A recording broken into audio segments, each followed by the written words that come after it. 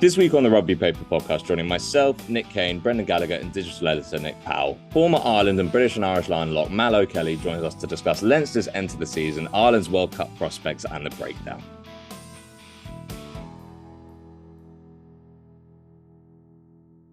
We'll jump straight into it.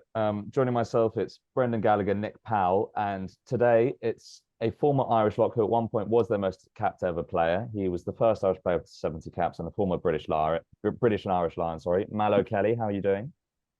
I'm good, Ollie. Thanks for inviting me. It's been a while since I've done a rugby podcast, so yeah, I'm excited to have a chat with you. Likewise, dust off the cobwebs as well. You're the second guest we've ever had calling us from a car park, which I may as well acknowledge. So what are you doing pent up in well, it looks like it's a blurry background, but it looks like quite a big vehicle at least, which for someone your size is probably needed. Yeah, well, it's, don't be giving anyone kudos because I'm not getting paid to tell people about my vehicle, but I'm driving an electric car. Compliments of my company. An ID4, little run around, great for the city, zooming around the city, but gone from one side of the country or it wouldn't be great now. But yeah, it's grand. It's grand. It does the job. What's your day-to-day life looking like at the moment? I'm work in and out of hospitals. So in orthopedics, so I provide all the hip and knee joints to replacement joints to the public. So I kind of work with orthopedic teams, based mainly in the Republic. I've been doing that for about 10 or 11 years, so I'm deemed an expert at it now. So I have a very small niche, which I can tell you unbelievable amount of stuff about. So yeah, that's about it, really. Yeah. So, but it's good. What's the expertise threshold there? Is it an amount of time, or did you have to do some sort of training to get into it? Because it's obviously quite medical without the medicine. Yeah, exactly. It's technical. It's technical. So you have to be able to obviously take in a fair amount of information, but at the end of the day, you're not holding the knife, and you're not doing the operation. So you're there as a support mechanism. So there obviously is a certain amount of training that you have to do, depending on what it is that you are going to be an expert in. So the company that you work for will provide you a lot of that training, and then there's a lot of there's a certain element of you have to gain a certain amount of experience in the job, and a certain amount of you would shadow a orthopedic rep, and you would follow them around, and you would learn on the go, and then you do more training, and look, it takes a couple of years really to be fully trained up, I suppose, because and as well, the more complex the operation, the less likely it is to actually happen. So you're less likely to actually see it. But if you can gather a lot of that information, it becomes invaluable to a surgeon. If you've seen 20 or 30 revision cases, there's no revision that'll ever be the same. When I say a revision, a replacement of a replacement, it'll never be the same. It'll always be different, and you'll always find that you can offer some valuable nuggets that'll help the surgeon get through maybe a tricky situation in the operation. So sometimes you bring value to it, and it can be very fulfilling, and it keeps me active anyway, keeps the brain ticking over, keeps me from thinking I'm still a rugby player. So yeah. You're an engineering graduate anyway, weren't you, Malky? So this was almost kind of in your line kind of thing. Yeah, exactly. It's something I was fortunate to get into. I studied in Trinity College. I did engineering in Trinity College many moons ago, before professional rugby was something that you could do. And then I literally finished in Trinity, and with not a huge amount of an idea of what I was going to do, and suddenly professional rugby began. And so for me, it was an easy option. I got a great opportunity with Clive Woodward and Conor O'Shea in London Irish to go over there and play. I just played Ireland A. I was really on the rise. I was a year or two from getting a cap.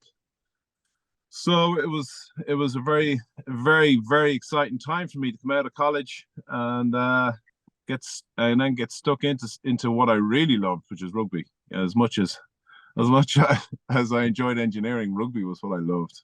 Yeah. You said that you were trying to, well, I can't remember exactly what you said, but remind yourself that you're not a professional rugby player, and you certainly still push yourself to some sort of physical limits from what I've seen. You've done a lot of, well, there was a rowing world record attempt, a lot of those sorts of challenges and stuff. Are you still doing that? And what brought them about? We've had a few. Lewis Moody springs to mind. He does a bunch of crazy stuff as well. And they're obviously great causes because it's all for charity, but they're also great stories. So tell us a little bit about that sort of stuff. I think a lot of that is, I'm probably fortunate to be in the network that I'm in. I do keep fit, and that's out of necessity. But I wouldn't be aerobically very particularly fit. I keep fit because if I don't keep my body going, it'll fall apart.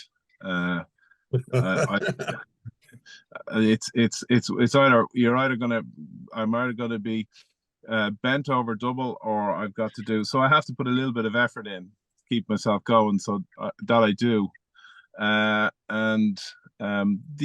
It's great to be able to be involved. I've done a lot. I played the over 35s rugby again this year, which was I really loved it. Now I suppose you're walking a fine line there, but it's great crack. I used to play a bit of five-a-side before COVID kicked in. Kind of knocked that touch, but we've done a bit of rowing as well. I find the rowing very hard though, like to get it. And I'm in a bunch of lads, and they row hard, and they're top rowers, and they're just tough men. But obviously, my physique suits the Ergomax. I don't know if you've done much on an erg. Like the bigger you are, the better it is. Like you wouldn't want to put me on a rowing boat. That's for sure. Or with someone, because I'd sink it, So it's they doing that kind of stuff. It's great, and when you're in the middle of it, like we did a 24-hour row. There was and this is all on an Ergomax. So like you're not on a boat in the middle of the sea. So like you're on an erg in a gym, and now the gym is pretty industrial, and we're just hammering it out, and you all go, and then but it's all about team. So we were rowing. We'd row, I think it was 13 to 15 strokes as hard as you could, and then you jump off, and the next guy jumps on. So there's a lot of technique in handing over the reins of the row. You've got guys holding straps for your feet, and you have to keep the ergo moving, So there is a bit of technique, and you really don't want to be the one to mess it up. Now there are sometimes you mess it up, but there's always guys there around to help you. So it was a real feeling of team, and I think when you finish playing rugby, that can be one of the things that you miss. As much as you get involved in work and all that, like you're not really dealing with that kind of elite guy that understands the importance of pushing yourself as hard as you can to help your teammate. That kind of goes, and it becomes a bit more selfish. That's great. I think we have another one coming, and hopefully it's something that you can, like we got the Scots involved there, so it could be something that we could work, over the Six Nations and stuff like that, What exactly was the world? It was a world record attempt, right? Or one of them was. Yeah. So it's a rowing World Cup as opposed to a Guinness World Record now. That, yeah. So within the rowing community, so we have, I think we've two. So first of all, it's in your your age. So we're all over, I know what it was, over 40. And we'd one guy who was nearly 60, played for the captain Leinster, Chris Pym, who was arguably our strongest rower. Incredible athlete. And most of the guys, rugby guys. So first of all, it was an over 40s 24-hour row. So we had to row for 24 hours and put as much of a distance in that 24 hours. So I think, I'm not sure exactly. I think we absolutely hammered the over 40s record. And I think we were only about a kilometer short of the actual full record. Which I think had we strived for it at the beginning, we probably would have beaten it. But it's funny, you don't it's the kind of the unknown, the slight unknown on something like that. You don't know how hard to push yourself, because 24 hours, it seems like, Jesus, I'm going to be dead by 3 a.m. or 4 a.m., you know. So you don't push yourself as hard maybe at the beginning, but it kind of, the way it worked out, we got faster and faster and faster, and we were closing in on that actual target. And I think we have another target. We have another record. What was the other record for? I think it was it was more to reach a target. I think it was like 100 kilometers or something like that. With the row 100 kilometers, and we did it in 4 or 5 hours with about 10 of us, I think.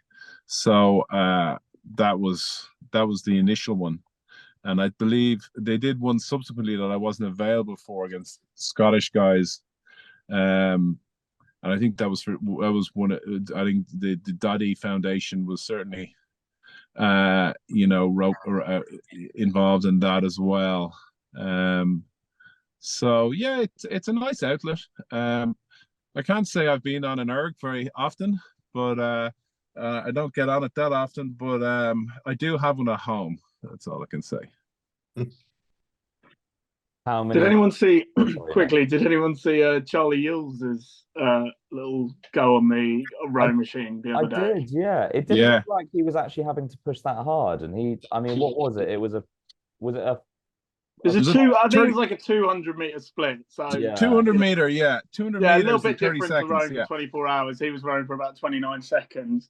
That was it. Yeah. But there's almost like that's quite tough. But that's really what we were doing. So we were doing that. It was probably less than 30 seconds. I think he looked like he had about 17 or 18 pulls. So we would have had 12 pulls. So it's that type of thing. So you imagine, and you see all your buddies around you, and everybody's enthusing you or getting you involved, and then you hop off, and the next guy gets on, the next guy gets on, and the next guy gets on. So that's the kind of way it works.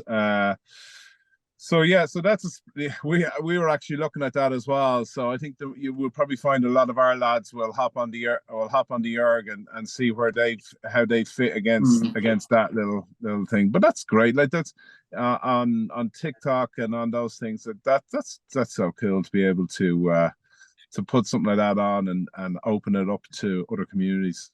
It's great.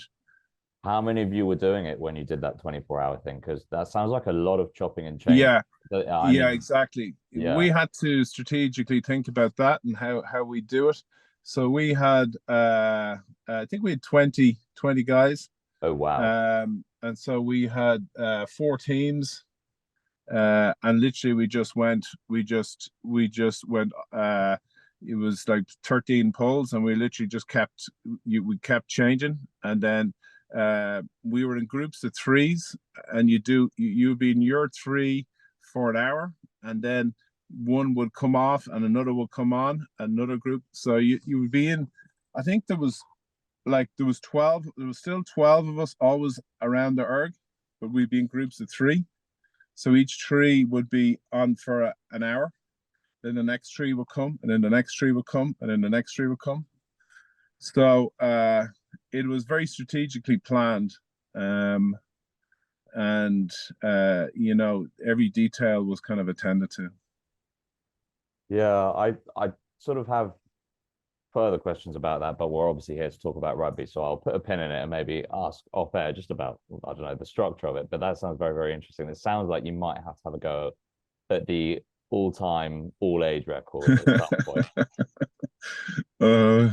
Let's get into the rugby side of things. When I do, I should probably introduce Nick Cain, who has joined us from the wilderness. How are you, Nick? I'm very well, Ollie. How are you? Yeah, I'm all right. I'm not too bad. I wanted to talk about Europe, Leinster, etc. with Mal. I don't know if you had an opening question you wanted to lead in with, in line with that. Who's that? You were asking me? Yeah. If you had something you wanted to ask now. You're up, Nick. Here we go. I guess the thing I'd like to ask you, Malcolm, is do you think that Leinster's loss to La Rochelle in that final, the second one in succession, is going to put a dent in Ireland's ambitions at this World Cup, or not at all? Do you hope it does? I certainly do. I don't. No, I don't particularly. I think there's. I think first of all, I think it's fair to look at that game in isolation. And if you were to take it away and say, okay, why did Leinster lose that game? You could see very quickly. You could see why Leinster lost that game. There was a number of things that didn't work out for them, like not clearing their lines. But then there's some other issues that could play in to like maybe like a psychological element, which would be your fear. Like some of the performances at that highest level, they weren't able to reach or weren't able to perform at the level that they needed to win that match, and that would be a concern for maybe some of the coaching staff, and they'd look at certain players and they go like, well, did he had the chance to win that game, he didn't take it. If we're in that same situation, is something like that going to happen again? So that's your fear, of course. From my own personal experience, I can't say I ever lost a final of that magnitude, and I do think a certain amount of hurt you take in, but if you can see the reasons why things didn't happen and then become informed as to what perhaps you needed to do to have made better decisions, then perhaps that it can be a certain amount of benefit to it. They were certainly put in the cauldron that they want to be in, right? That was some match. That was some game of rugby. And to have got the start that they had, like the 20-point start, was just incredible. And the atmosphere was just unreal. So in that sense, it was a positive experience. But undoubtedly, the fact that they then, it seemed, certainly from my perspective, that they stepped back a bit and tried to play a territorial match and tried to wait for their opportunities. That La Rochelle side just needed a foothold in the game to show what they were capable of, and they had to come out and play then, and they showed that they could do that. I think there was maybe a certain lack of leadership there that they will be concerned about. And I can't say that for sure how that will affect the squad, but I think from a Leinster perspective, it was devastating. From an Irish perspective, look at it two ways and say, well, these guys got a good run, that they're going to be hungry, they're going to want more. We can right a lot of the stuff that went wrong. It's interesting that you mentioned a lack of leadership, because obviously, well, everyone speaks about Johnny Sexton. He was one player that was missing. Does that to a concern in his absence for a lack of leadership come World Cup time when you're in that cauldron, as you said, for Ireland? Yeah, and I think James Ryan had to go off, and then Henshaw went off. So, you know, like they are important figures in that team, and you are dealing with human beings in an atmosphere that was pretty incredible. And things were starting to go wrong for them. And guys were making little mistakes, like they weren't huge mistakes, but in the final, you just can't afford to make these mistakes. It's the team that makes less mistakes wins, you know. And I think they were caught between what they normally want to do. They normally want to play rugby. They normally want to take guys on, and maybe there was a call. Look, lads, we just need to play territory here. We just wait for our opportunities, rely on our defense, which is like Leinster's defense is incredible, and they are sometimes over reliant on that defense. And they do have a tendency to kick a lot of ball away. Like Leinster have a reputation for playing this incredible rugby, and on occasions it is scintillating, but you know, in a long season, you'd be surprised how much they rely on their defense. And their defense is outstanding, but it can take its toll when you're playing a team like La Rochelle. Malcolm, on the subject of teams not delivering, I got to cover Ireland throughout the noughties, and it was mainly a pleasure and a joy. But you know what I'm going to say now? 2007 World Cup.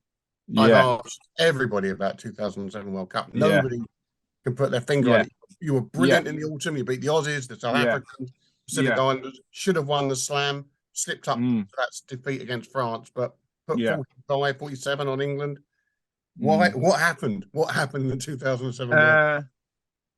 Again, I don't think there's probably one thing. I think maybe one of the issues we did have was trying to get game ready. We played a number of matches and we just were off. So I would say our pre-season, what we prepared for, was way off. That 07 World Cup was a funny World Cup. It was one. I know South Africa. Was the South Africa one in the end? But New Zealand were probably the best team in it, and they were beaten by France. They played the most rugby. We were a team that liked to play rugby. That was not a World Cup about who was the better attacking team. It was actually a team about who was the best defensive team. That Argentina beat France in the very first match, and all Argentina did was boot the ball straight up in the air and come up and come in the fan and absolutely smash and knock guys down. And we were definitely a victim against Georgia, against Namibia, against teams that had suddenly incredibly well organized defenses. And we had designed a very elaborate game plan. We'd spent all summer working out this incredible kind of complex, multi-phase, three guys in the ruck, across the pitch. You know, a real, like, an incredibly elaborate and way ahead of its time. But we'd spent so much time doing it that we had kind of forgotten the basics of rugby. You know, what do we need to do? We need to smash guys. We need to put guys back, and we didn't.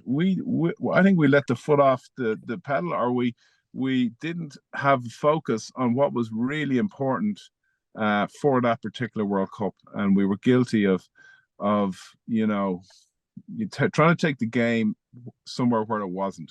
You know.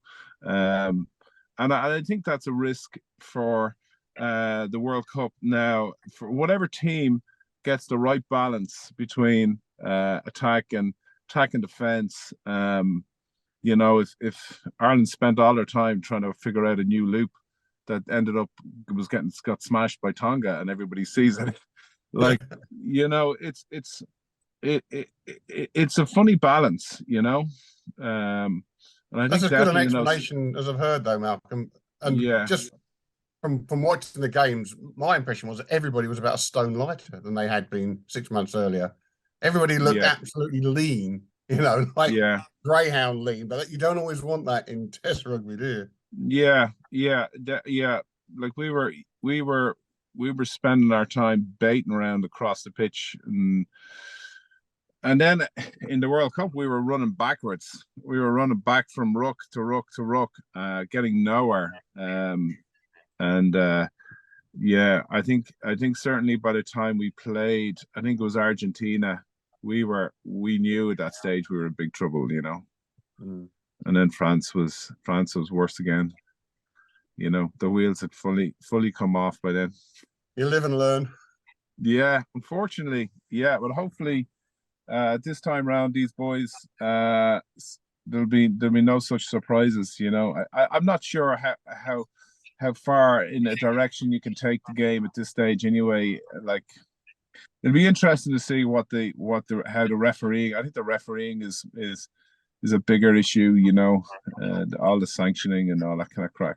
So to see where that takes the game, Where do you think the game is, particularly at the breakdown, Malcolm? Because we've seen in Super Rugby and so on that there seems to be, and possibly also in the URC, that there seems to be greater leeway to compete for the ball at the breakdown than certainly there is in the Premiership, where they're pretty prescriptive about, well, certainly anybody coming in anywhere approaching the side or whatever else, they'll get pinged. Do you think that's a key area in this World Cup, because there's so much possession comes from it, in any case? And one of the things that happened, I think, to Leinster in particular in the final against La Rochelle was they started getting penalised at the breakdown in a way that they hadn't been during a large course of the season. What are your thoughts on that? Yeah, well, the breakdown is an incredibly difficult thing to manage, and even more difficult now because of that whole safety versus, it's there. There's a certain dumbing down in the ruck that they're trying to do. They're trying to protect players. I understand that. Like we had an instance there where the Leinster sub-tight head ends get sent off for cleaning out. Yeah. Alatoa, sorry, he gets first for cleaning out Columbi. Like a player today, when he's preparing for a match, he's going, I have to be careful here now that there's a chance I might get red carded, by rucking someone. And I think that plays in guys' heads a lot. I think there's a lot of gamesmanship as well in the ruck. I think there are guys that are playing for responses from players. Like rugby is an aggressive game. You are dealing with big, strong men who are very aggressive. That's the nature of the game, and it's incredibly difficult to manage all that. And I think a lot of the sanctioning is very severe, really severe. And I didn't really want to get into like the area of the rucking because I don't see an answer. I think all you can do from a refereeing perspective is try and be fair on both sides, and the players need to be very quick to adapt to whatever the ref wants to do in that regard. You can't assume that every ref is going to be the same, but I think you can go into a game assuming that the ref is going to penalize a certain way, and the players should be made aware of it, and then it should be done that way. Like they need to stick to the plan. So I don't know. Like, probably I haven't watched enough rugby to suggest that the Premiership is ref differently to the URC. I think you've probably got different types of players. A lot of South African guys, that in the URC that are, there's some really good guys on the ground, and similarly so when you play Glasgow or Edinburgh, those lads are particularly good on the ground. Whereas maybe in the English Premiership, there's less focus on that, and maybe there's a focus elsewhere. So I do think it's going to be one of the issues of the World Cup, and it is still as grey as always. Like my day, we dealt with it. If some fella was ruining your ball, you deal with it. And you deal with whatever way you need to deal with it, which is normally with your boot. But those days are definitely behind us. So we won't see a return to that anytime soon. So yeah, I think that is one of the challenges, and I do think, as I've mentioned already, the sanctioning, all the yellow cards for me, is too much. Like, one of my bugbearers is the yellow card for a penalty try. So imagine you've done a line out 5 yards from their line, you've given away.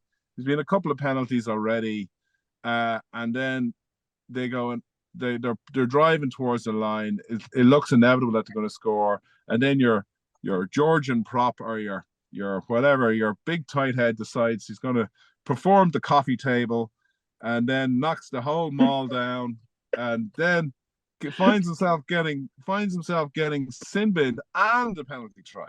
Like, for me, a penalty try is surely enough. And then you've got yellow cards for scrummaging. That I don't get either. Like, if a guy's getting beaten into scrum, surely a penalty is enough. How is that going to improve the situation? Yellow carding a fella, it's like that to me is like something out of Blackadder Goes Forth, General Belship. Like, how do we improve the situation? Well, we sin bin him. What else can we do? Well, let's sin bin him. I don't know. Some of it is ridiculous. So for me, reduce some of the sanctioning. I think this new what are we talking about? How do we call it? The TMO, the bunker. Yeah, that sounds like a good idea to me, because waiting around as a paid, if you're spectators who are actually sitting down watching the match, there's nothing worse than sitting around watching. Well, what's going on? Is he getting yellow carded? Is he getting red carded? Like, for that just to be yellow card and then they deal with it in the next 5 minutes seems to me to be a good idea. That's what they're doing in the Junior World Cup. I was watching it the other day, Malky. Yeah. An obvious penalty offence, in fact, an obvious yellow offence, but is it red? A ref immediately binned him for 10 minutes, but he said, we're going to the bunker. And they played on, and about 3 minutes later, the word came back from the TMO. We've looked at it. It's definitely a red. So he then brings the captains. It was a red, and then they get on with the game again. Yeah. I think that's a good idea, as long as they're not. I question, like, who's making that decision, though. So much is a debate, and you see refs who are hesitant about it because they know the feel of the game, and then you've got some fella sitting in a bunker thinking, the sanction is, this is the rule, that's it, he has to go. So you'd hate to see it to be like non-stop, like orange card, red card, and stuff to be thrown out. Like, they do need to be more considerate about the way the game is. People make mistakes in rugby matches. Like that, it's game like rugby is a physical game, and I can't overstate that. And it's such a tough game, and accidents happen. Guys get hurt. I've been hurt, and I've and I've hurt people, but never in malice, never intentionally. So I do think they need to consider the player. The player does not want to be thinking going into a match I'm going to get red carded for something that I've no control of. The spectator is an important part of it. Like he needs to know that there's a fairness there for his team, and the ref really needs to have a good feel for how something like that would affect the game. Yeah. Just returning to the Champions Cup before we take a little interlude with the quickfire questions. How did you feel, Mal, to see obviously Leinster at heart, new format? You've obviously played your fair share of. I think you were playing at the Heineken Cup's inception. New format, no Heineken anymore, and also Leinster in the same group as champions La Rochelle. Yeah. Yeah. Sure. Look, I'm good with that. I think it's probably good to have La Rochelle in your group because at least when you play them, it'll be less of a winner take all scenario. And they'll probably get that monkey off their back. They'll beat them at home. Probably lose away.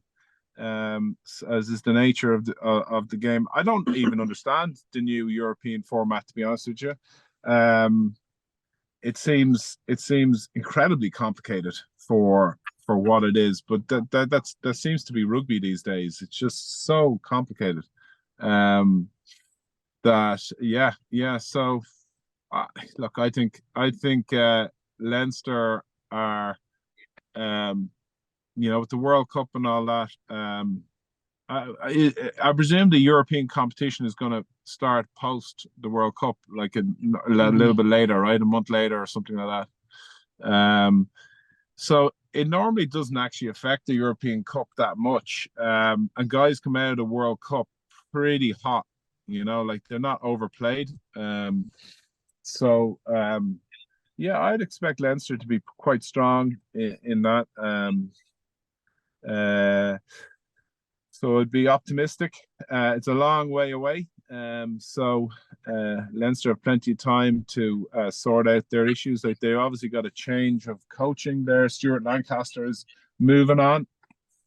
Nienenbar is coming in, which is an interesting change. So we'll see how that affects the guys. I think that's a very good point. There is a bit of a sort of Leinster La Rochelle hoodoo, isn't there? I suppose, given the last. Yeah. But I hadn't thought about it like that.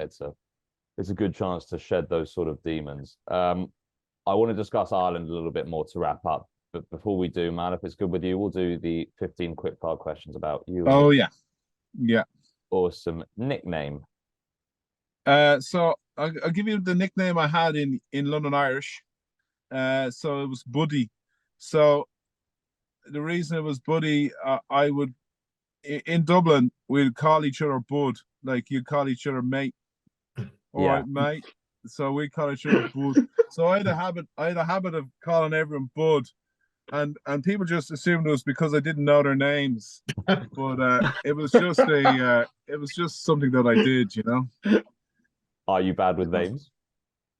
I'm not great with names, no. But when I'm calling one of my Irish teammates club mates, Victor Costello, when I'm calling him Bud, then he's going like, oh, he wouldn't let up on it then. So then I was Budgie. Everyone was putting on the Dublin accent. All right, Budgie. That was the line. So there is a bit of truth to the lack of name thing as well. That's funny. Yeah. Best rugby memory. So yeah, to be fair, I've had plenty of highs, which I'm very fortunate. But one that you guys might enjoy would be the first time we beat England in the Six Nations. Certainly with the group I was involved in, was in 2004 when we beat England in Twickenham. And they were the current Rugby World Cup champions, and it was their first match back. And to beat them there was just incredible. And many have attributed that match as my finest hour. So I'll certainly call that one as my favorite moment. Most embarrassing rugby memory. Uh, I would. This would have been a couple of years later. So again, another game.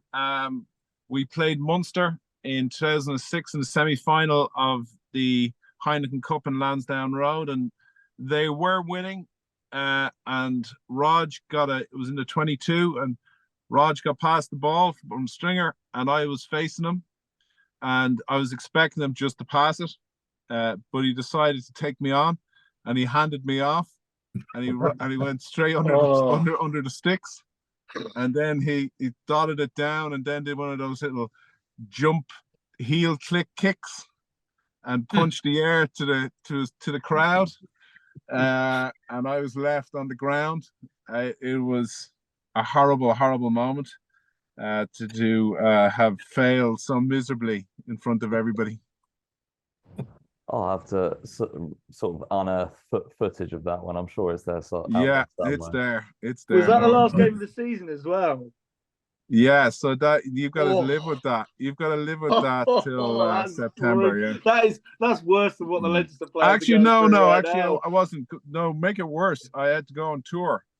With Rog. Tour then. We had to go on tour in June. So with Rog and all of that. To be fair to him, he rung me and apologized because he made such a song and dance about it, like that was out of order.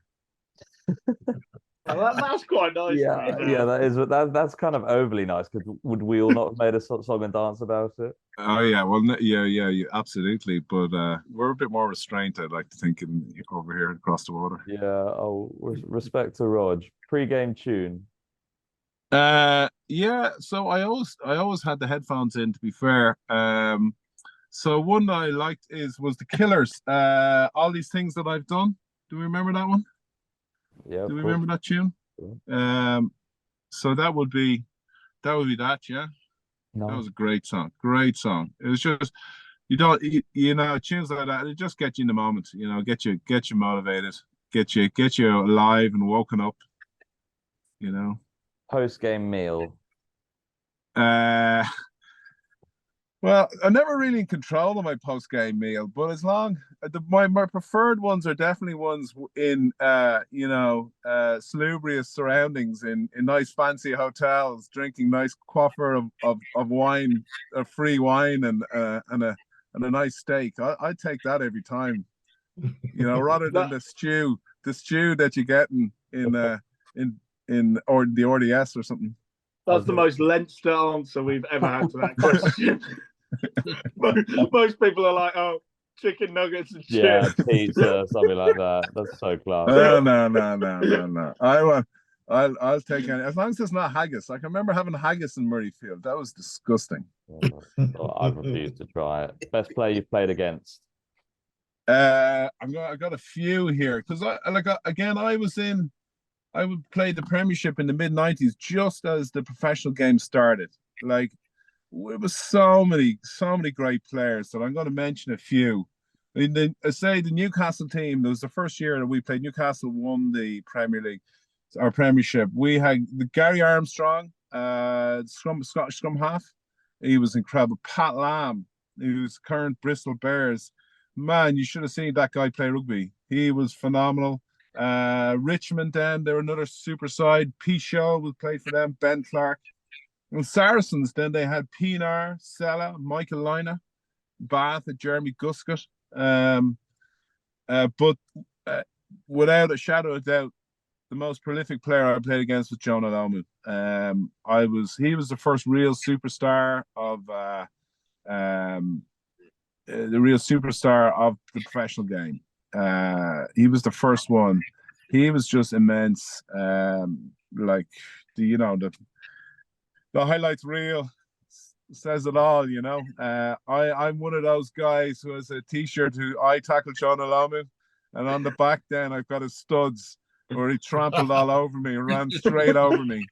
I can remember at a ruck, and you guys will know you're at the ruck. I'm two guys out in the defensive line. I'm looking in at the ball. I'm looking at the ball. Scrum half passes, and it's John Ulamu running full belt straight at my outside shoulder. So obviously he's gone clean through. So that man was God rest his soul, was a special player, and I think brought the game to bigger audiences, and it's what you wanted from rugby at that stage.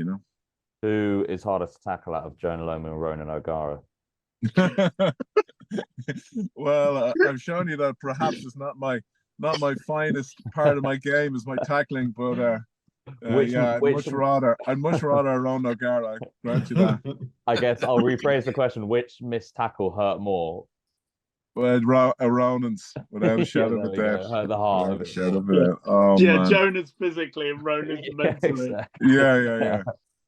Best play, two very different types of trauma. Best player you've played with? I played a lot of Babas actually. So I was really fortunate. I played with a guy called Mark Andrews, who was he was in the 1995 World Cup winning team for South Africa. I played with who else did I play with? I played with, again in Babas, Justin Marshall. He is incredible as a director of play, scrum half now, New Zealand scrum half. He was just sensational. He actually played with the Ospreys for a number of years, and we used to have great tussles against them. He was just as a leader, absolutely incredible. But I played with Rocky Elsom, who was for that year that we won the Heineken Cup in 2009. He was the standout player in Europe. He was like playing against a lot of under 13s. He just had an ability to run over guys. He was sensational, and he was a huge part to us winning that 2009 campaign. But without doubt, my best player is Brian O'Driscoll. To have played with him and to have grown up with him and to see him mature and to have been part of his career and to have had my career, overlap for such a long time, and to him to be such a great pal of mine now, is brilliant. I just think he was such a wonderful player to be playing with us. He was the kind of guy that could win a match for you. He was an out-and-out match winner, and he won us matches so many occasions. And he did things that, on the face of it, to the spectator, just seemed just incredible. Like, how did he have that skill?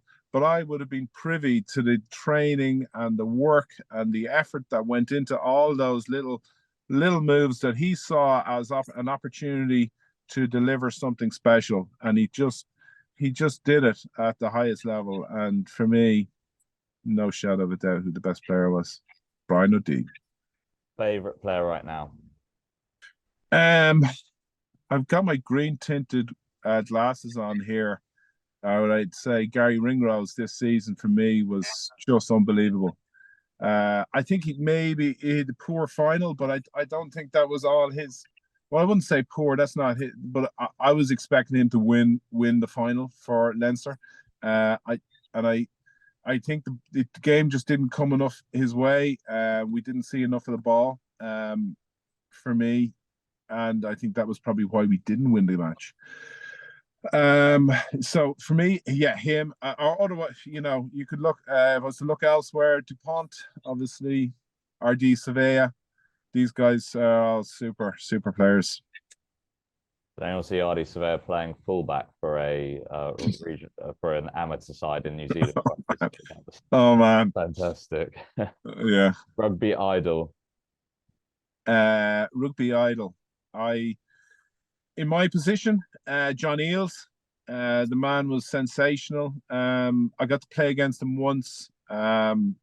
And they absolutely destroyed us, but that was no surprise. I was in the World Cup in '99, which they won. But he was a kicker. He wasn't obviously the most I was able to watch a lot of his football and see that he wasn't like taking a lot of ball on front line, but he was always there as support player and whatever. So he was sensational. Another Zinzan Brook. He was. I got to know him a little bit as well. So he's a super fella. Like he obviously as a player, he's probably unparalleled.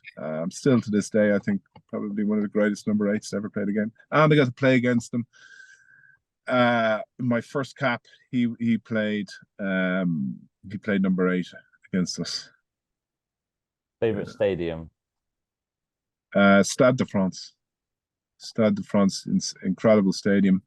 And I think a lot of it, when you play international rugby, it's the atmosphere and the atmosphere that can be created in Stade de France, especially when they are kicking off and you are on the back of an absolute hiding.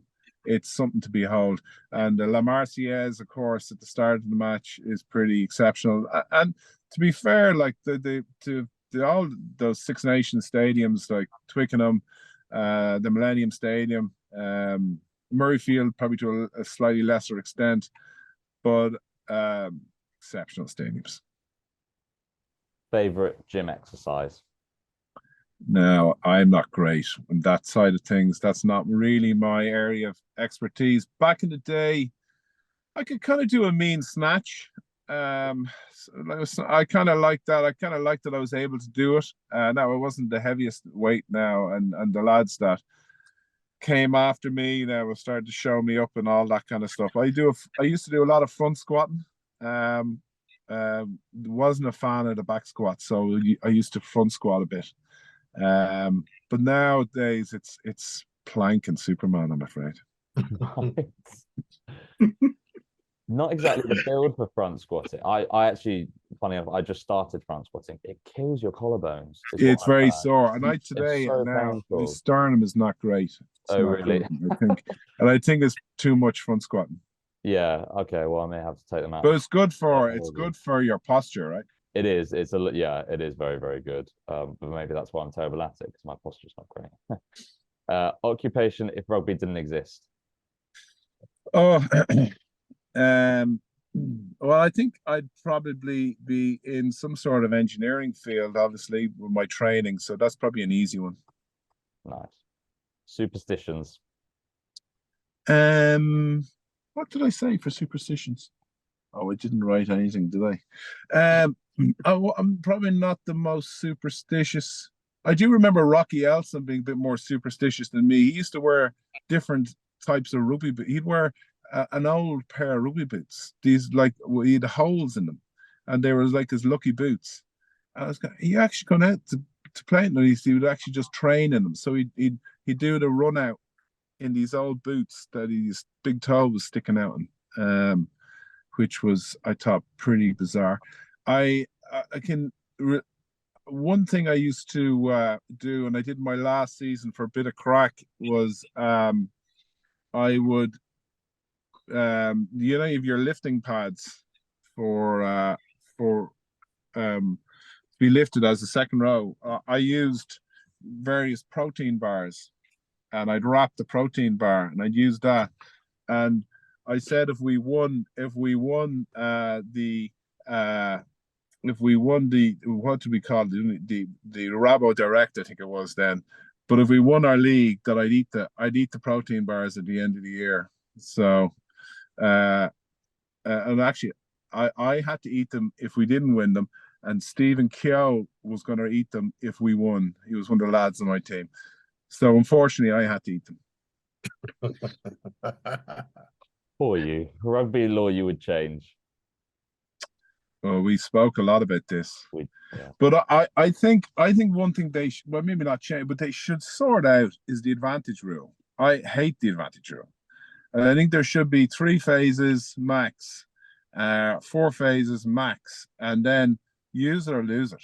It doesn't matter if it's a penalty or a scrum, but for me, it's just too much that you should have 20 phases. Okay, you didn't get it. All right, we'll give you a penalty now. And then you got to kick for touch. And then you have to go through all that again. It is too much for me anyway. So I would change the advantage law. Okay, interesting. And lastly, best thing about working in rugby? Um, the people, without a shadow of a doubt, the people that I have met, and the fact that rugby brings it to, I suppose, fortunate enough, not everyone will have experienced, but to have played at the professional level, that players come from all corners of the world, and share their experience and their lifestyle and their thoughts with the greater community, with the squad. It's fantastic, and the players I've met over the years have just been brilliant, and it was a great experience. I loved it. I love touring. I love touring. Touring for me was just fantastic. It was a great way to travel as well and see the world. So yeah. So yeah, that's a great lifestyle. Yeah. Awesome. Amazing. Right. Let's jump straight back into Ireland because I'm conscious of time. Mal, I know you need to go in just a little bit. I'll put you on the spot very quickly, and you have been asked this question on a couple of podcasts I've seen you do, but well, not for a little while, and it's always changing. So, what's your starting second row for Ireland at the moment? Tyke Byrne and James Ryan. And who's coming off the bench? I would have what's his name? Ryan Baird. Okay, no Ian Henderson. Not at the moment, no. No, because but I'd say number 4. He's number 4. He's my number 4. Yeah. Yeah. What's happened? Because I know you were a fan of Ian Henderson. What's happened for Ryan Baird to jump ahead of him? Ryan Baird is unbelievable. He is just a phenomenon.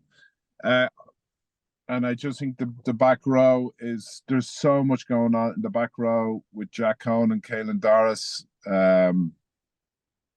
Peter Manny. There's some like, I think Ryan Baird has got an opportunity perhaps to come off the bench in the row rather than the back row. So I'd have him my team. Can I put you on the spot for your starting back row as well then?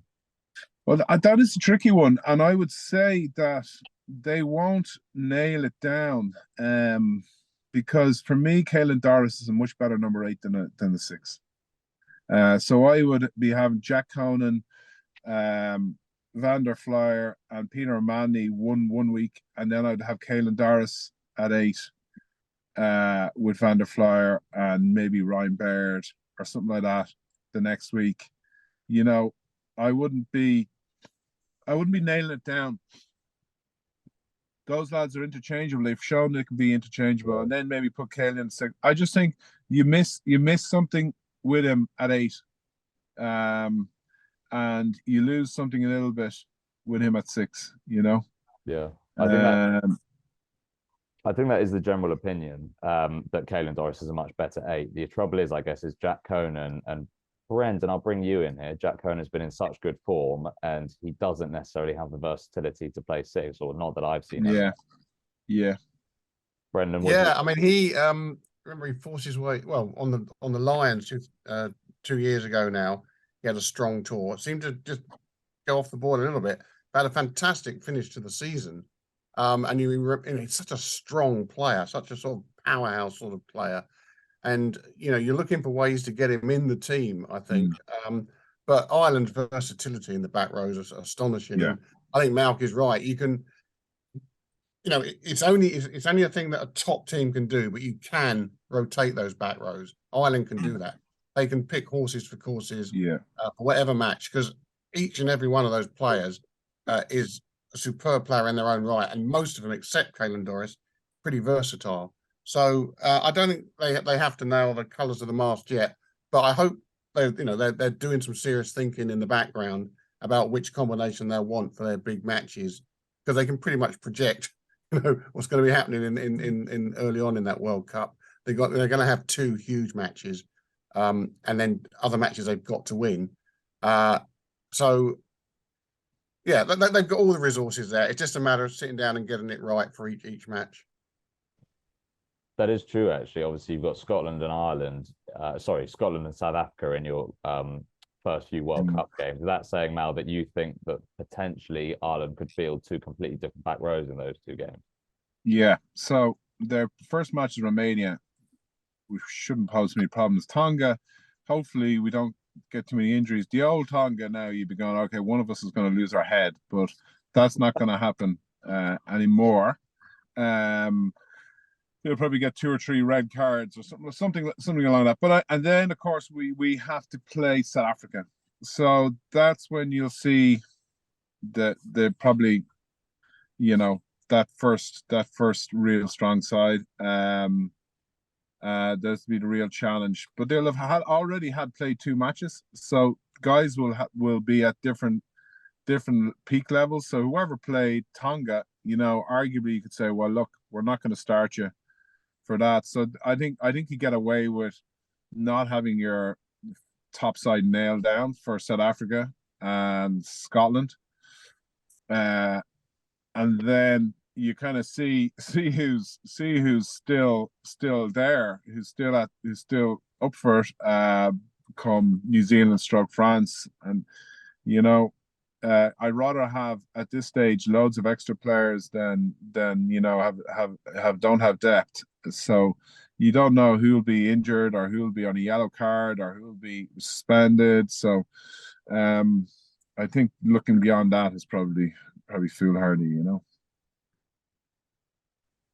You spoke in 2019 of Ireland's chances for the 2019 World Cup being pretty good, and then there was a bit of momentum lost seemingly in the June to September period in the build up to the 2019 World Cup. So, well, I've spoken on this podcast before about that game against England, where I think the score was like 57 points to 15 at Twickenham or whatever, and that seems yeah. Oh my God, yeah. It was not a great day to be wearing green. Yeah. It didn't necessarily bode well for the World Cup. Speak about the importance of these few months from here, and well, if you think that it will shape up differently to 2019, I know you'll speak very highly of Ireland's chances now. How it will shape up differently? It's so important, and it's been a problem for Ireland, and I think it's been a big problem for Ireland. And I wonder, is it less so? And I know other great rugby minds have spoken about it's less about Ireland not continuing on an upwards trail, in that France, the Englands, the South Africans, who don't have the time that traditionally Ireland always had together during a Six Nations season, will certainly have a lot more time to work with each other and to create bonds and to build relationships, where, you know, we all know majority of the Irish team comes from Leinster, so we know that those bonds are already made. So you're going to have a lot of teams that are going to have very, you know, that low-hanging fruit increase, you know, like they're going to be able to just by training with each other for a period of a couple of weeks, as long as your coaching is good, which, you know, we all know Steve Borwick's a great coach, and so many great sides will improve. And for Ireland, it's going to be a real challenge to continue to grow, and they need to continue to grow, and they need to continue to, you know, find ways to continue to be the best team in the world.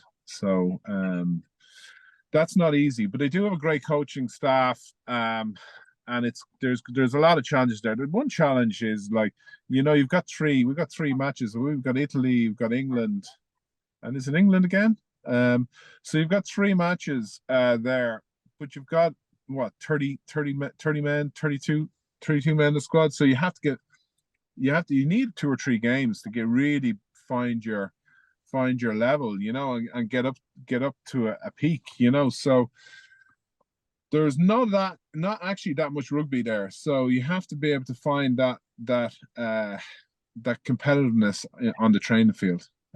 So there are a lot of challenges there for the coaching staff, and they'll earn their keep now in the next few months. Sticking your neck out, where are Ireland getting to? Obviously, your heart will say to the final and going all the way and winning it, but where do you genuinely believe that they will likely end up? Again, it's very hard for me to not say what you suggested, like to have my heart in my sleeve and say to go all the way. So I do think that they can go all the way. They definitely can go all the way. But similarly, so you just look at the scenario that they're faced with, New Zealand and France. I do think they could beat South Africa. I think they could beat South Africa in the pool stage. I don't know what benefit that is, bar momentum. So they have shown that they can beat France, and I do think they can beat France. New Zealand's a little bit more of an unknown quantity. I just don't know where New Zealand are going to be, and they're a team that are going to get better and better as the campaign continues. Like they may be a little bit rusty to begin with, so hopefully we could catch them before they really hit their straps. So that would be my hope then. And then of course if we get through that, then we've only got England to worry about. We Or will Australia. I know they will be there. Yeah, I think that's optimistic from an English perspective. Yeah. No, Australia, no, dark I just wanted horses. to ask Those damn quickly, Aussies. who would you rather have in the quarterfinal? I was just about France to ask in that, France or New Zealand, having beaten them 2-1 last year in a Test series away from home. I don't know. I'm still. Maybe it's my the past. I would hate the idea of playing New Zealand. But similarly, so France is such a difficult scenario. You know. I think I'd take my chances with New Zealand. No, I'm not sure the New Zealand team is what it was, you know, and I think it might be a little bit undercooked when they reach us. If they beat us, they'll be hard to beat. How's that? Yeah, that quarterfinal, there's so much riding on it, isn't there? I mean, whoever at those two quarterfinals, no offense to England, Australia, Wales, and Argentina, but it does almost feel like if Ireland are able to get past that quarterfinal, they are well on their way to going all the way. But if not, it's a disaster. It's a disaster. Yeah. Well, the general belief is that the winner's coming from one side of the draw, right? Yeah. Oh, there's no guarantee. No guarantee. No, of course. If there was, they've knocked themselves out. As you say, England, Australia. That's. I don't see anyone else coming out of that side of it. And England still have a lot to do. But you know, they've still got a couple of months at it. You know, you'd never know. You just never know. And once you get a run, you know, that's the key. To beat Australia. Australia's going to be an unknown quantity with Eddie Jones and all that crack, you know, and he'll get a tune out of them early doors, you know. So, we'll see. It's interesting, yeah. It's exciting. Thank you for giving me your prediction. I'm still not sure what I predict, to be honest. But yeah, I think Ireland's chances are a hell of a lot better than ours, even despite the group of death. Mal, I think we'll wrap up there. So thank you so much for joining us. Before we do wrap up, I'm taking a brief 2-week break from the podcast, and I should introduce our new host for the next couple of weeks in Nick Powell himself. So Nick, why don't you just preview what you hosting the podcast is going to look like? Well, yeah, I'll focus mainly on next week. We're going to be previewing the Rugby Championship, which I think a lot of those questions that we were kind of asking, particularly with regards to New Zealand and Australia, it'll be fascinating to see those answered over the next couple of weeks. So, yeah, we'll be looking ahead to that. Difficult to know what to say when none of the action's happened yet, but I'm sure that the columnists will provide me with some of the answers that I'm looking for. Well, hopefully my FOMO won't be too bad because, the Rugby Championship will be a cracker this year, actually. Again, last year, I remember we predicted the 4 placings and the 4 winners, and it was me, James Horwell, and then Nick, Brendan, and Chris. All of us gave different combinations. This is very, very similar this year. And, early prediction from my side of things, I think that Bledisloe could be going back to Australia for first time in however long, but we'll see. Should we do a full predictions league just to throw them under the bus? Yeah. Now? None of them have got a chance in hell of getting it right. No, absolutely not. Well, there's an idea for you next week. But yeah, I'll see all of you except you, Mal, of course, in a few weeks' time. And Mal, thank you so much for joining us. And yeah, go well at the World Cup. I don't know if you're going out to Paris, by the way, if you'll be back in Ireland. Who knows? Who knows? Who knows? Well, if you're in Paris, I will see you there. Good man. Good stuff. See you, Ali. Thank you. Thanks for listening to this week's edition of the Rugby Paper podcast. And don't forget to subscribe on whichever podcast platform you use and recommend the show to your friends. The Rugby Paper is available to buy every Sunday, and to make sure you don't miss it, subscribe through our print, digital and online options at therugbypaper.co.uk/subscriptions. That's therugbypaper.co.uk/subscriptions to get all our content for as little as 14p per day.